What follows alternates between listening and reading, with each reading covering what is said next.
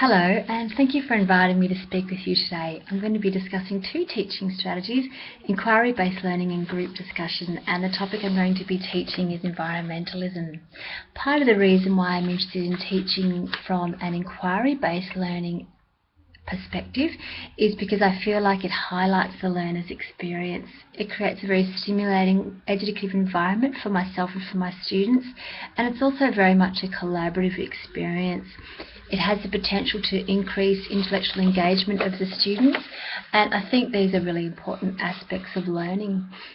Inquiry-based learning and group learning both draw on higher learning skills.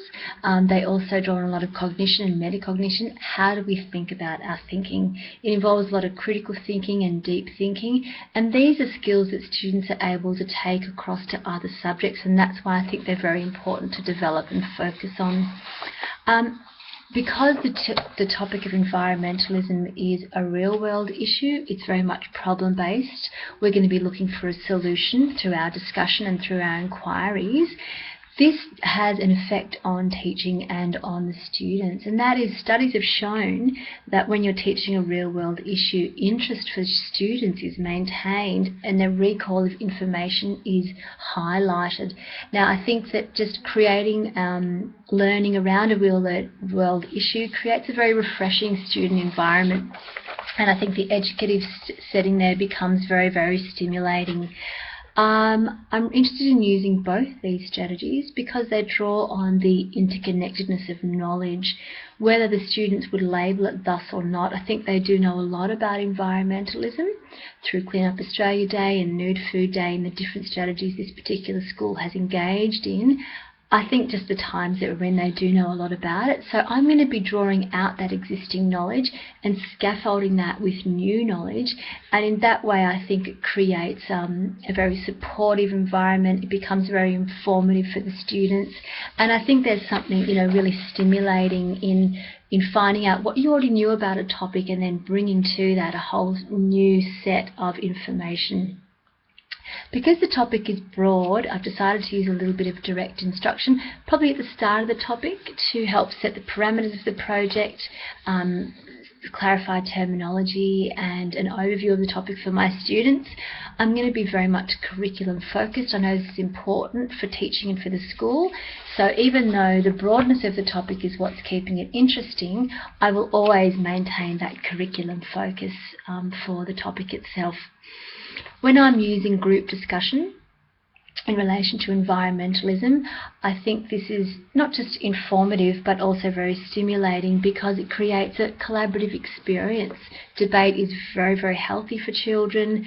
It helps clarify and hone their communication skills, and I think you get a real clarification of ideas through group discussion.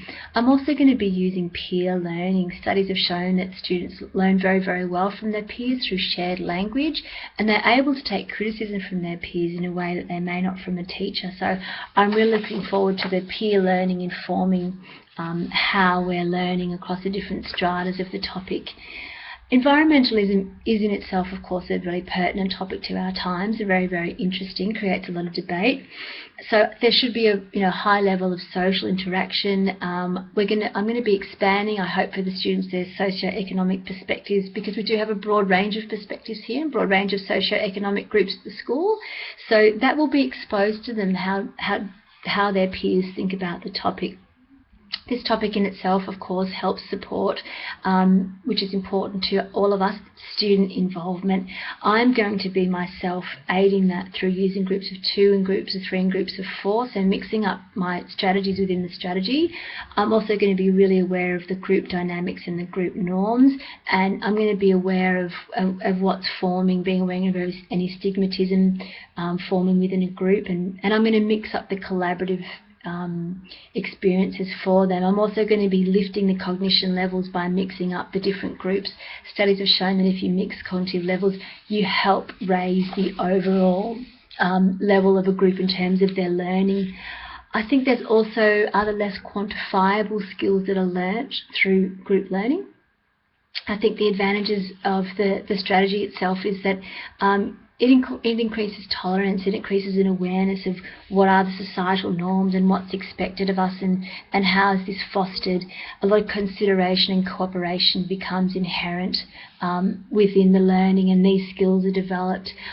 I think these are really important adjunct skills. They might be less quantifiable, but I think they're very, very important skills that we learn through group learning. So thank you so much for inviting me to speak here today, and I really look forward to teaching this topic.